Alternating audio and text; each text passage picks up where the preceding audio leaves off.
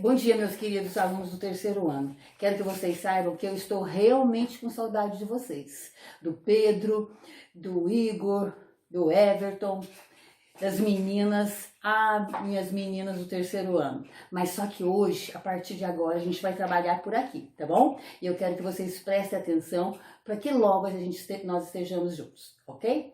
Olha só, nas nossas últimas aulas, quando a sala tinha um grande número de alunos, nós trabalhamos as vanguardas, e as vanguardas, nós começamos pelo cubismo, tá lembrado? Isso vocês têm no caderno de vocês, só que nós precisamos dar andamento a isso. Aí o que eu fiz para melhorar para vocês? Eu arrumei este mapa mental, tá certo? Este mapa mental, se ficar muito difícil para vocês visualizarem, eu vou postar logo em seguida para vocês, tá bom? Só que eu quero que vocês prestem atenção para a gente recordar e dar andamento às vanguardas. Por quê? Deixar bem enfatizado para vocês. As vanguardas é um movimento queridinho dos vestibulares e do Enem. E, gente, acreditem, tudo vai dar certo, tá bom? Então vamos lá. Olha só, eu quero que vocês se lembrem que nós trabalhamos as vanguardas, né? Então, olha só para lembrar para vocês o que é a vanguarda. A vanguarda é o quê? É um movimento de frente, da linha de frente, né? É uma liderança cultural, artística e política de um movimento. Então, eles estão à frente de tudo. E saibam que as vanguardas são movimentos que vieram da Europa, mas que a todo vapor tiveram muito a ver com o nosso modo aqui do Brasil. O modernismo, a Semana de Arte de 22, o modernismo, as três fases posteriores, né? A primeira e a segunda geração do modernismo. E também o que, gente? Acreditem, as vanguardas estão presentes até os dias de hoje, tá bom? Embora sendo o que? Movimento que surgiu na Europa, tá bom? E olha só, o primeiro movimento que nós vimos, nós estávamos ainda em sala de aula, foi o cubismo. Tá lembrado? Das meninas da Avignon, né? Olha só. E nesses últimos dias eu estava pesquisando mais e mais para melhorar para vocês o entendimento.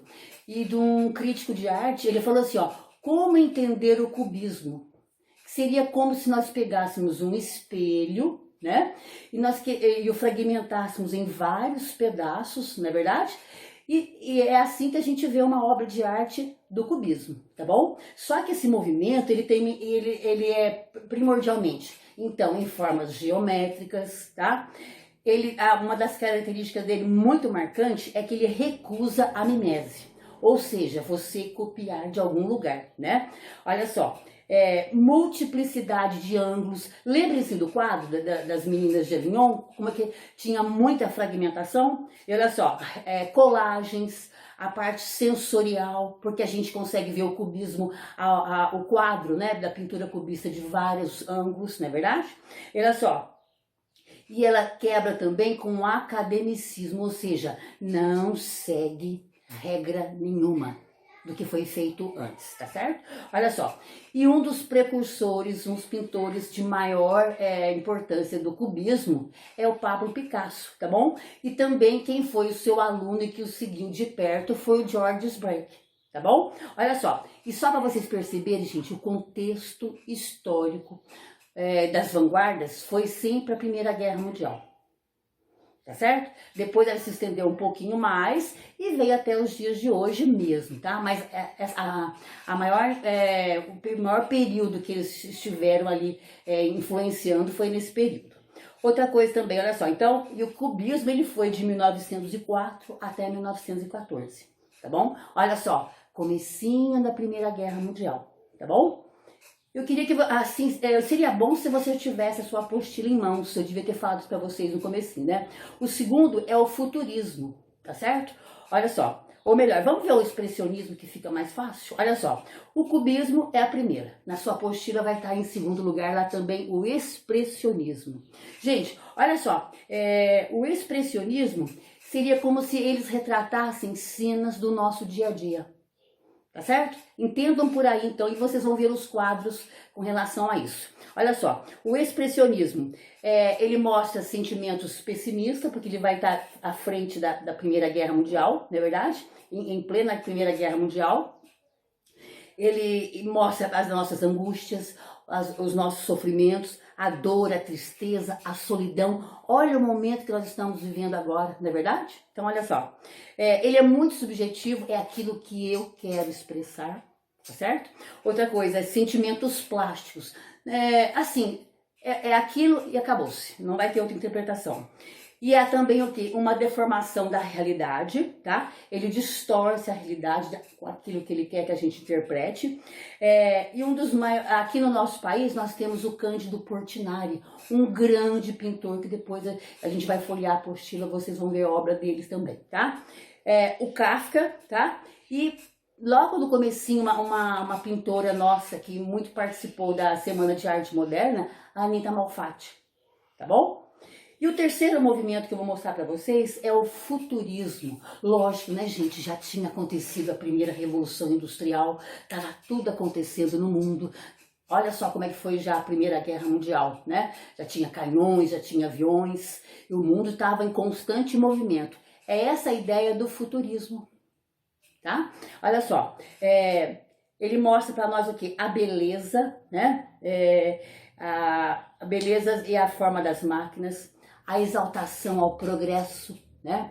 A eletricidade, tá bom? Olha só, e no movimento ele valoriza muito o quê? As formas que dê ideia pra gente de velocidade, tá bom? Olha só, só que o moralismo naquela época também, nesse movimento, ele foi muito rejeitado. Por quê? Cada um estava tentando sobreviver do seu modo, então nada de ditar regras, moralismos, tá bom? Olha só, aqui no nosso país, o Álvaro Campos também foi um grande precursor do futurismo, o Giacomo Balla, e tem uma pessoa muito importante que é o Filippo Marinelli.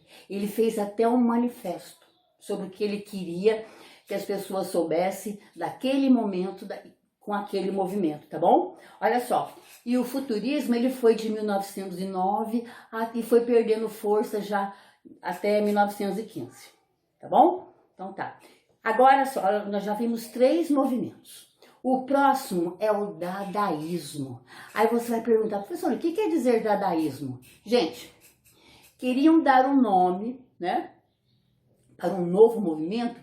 E o que eles fizeram? Segundo o que a gente lê em pesquisas e que os escritores também falam pra gente. Abriram um dicionário numa página tal e por acaso caíram na letra D. Apontaram o dedo e estava em cima do verbo dar. E daí ficou o quê? Já que tinha que ter o ismo, né? Que em todos os movimentos tem, dadaísmo, tá bom? Então, dadaísmo, gente, praticamente não significa nada. Tá bom? Olha só, também já estava no finalzinho da Primeira Guerra Mundial. Eles criticavam muito as artes anteriores.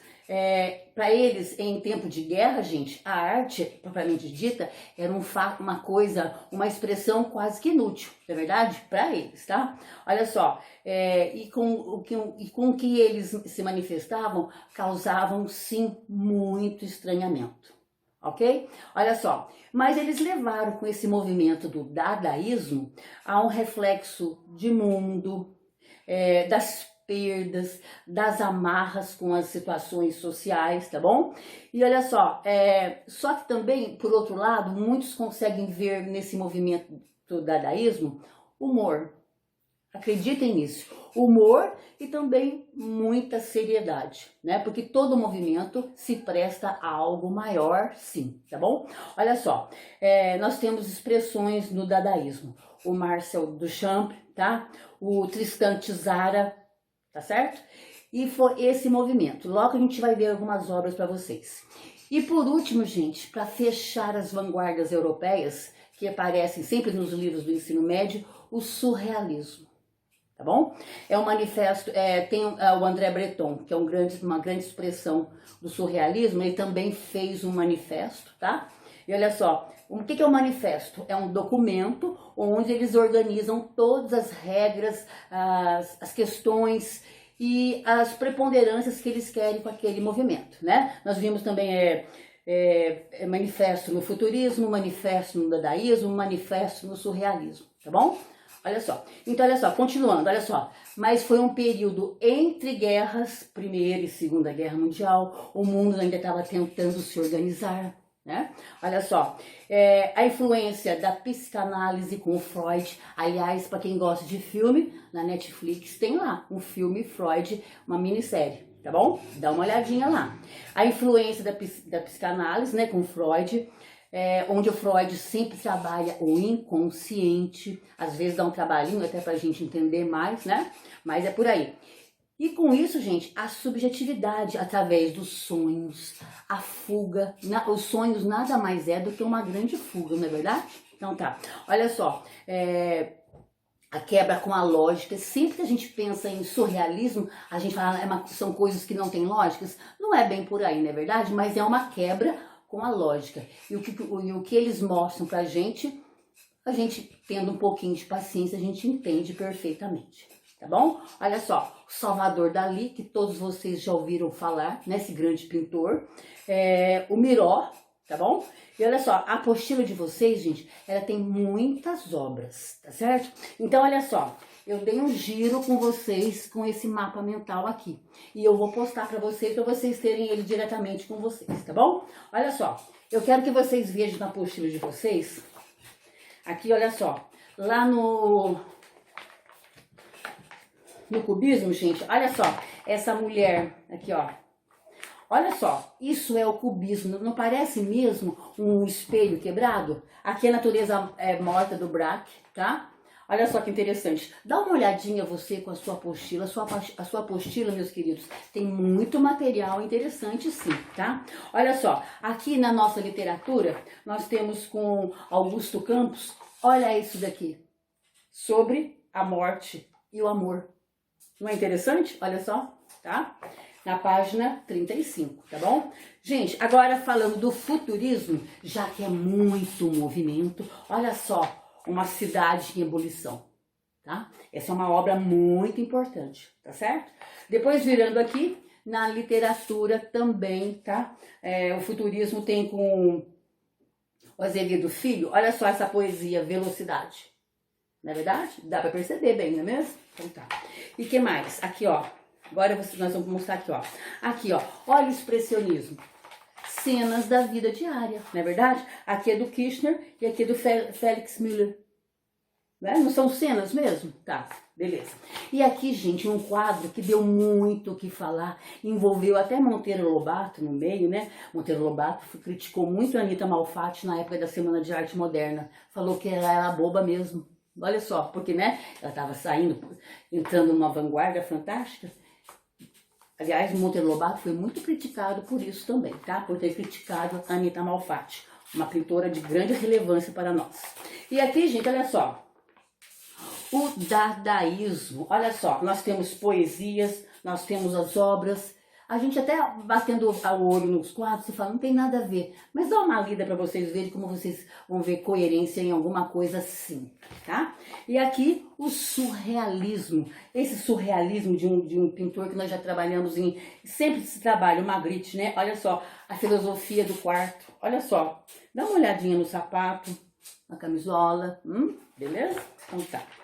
Virando, olha outro quadro surrealista.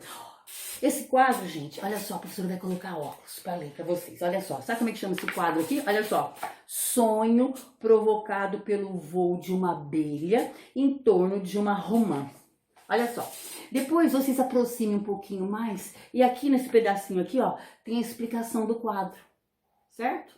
Então tá bom. Meus queridos, eu consegui passar para vocês todas as 5 vanguardas, tá bom? E olha só, quando nós retornarmos, tenham certeza, a prova de vocês até já foi enviada para a escola. É material de prova, tá bom? Um beijo para vocês.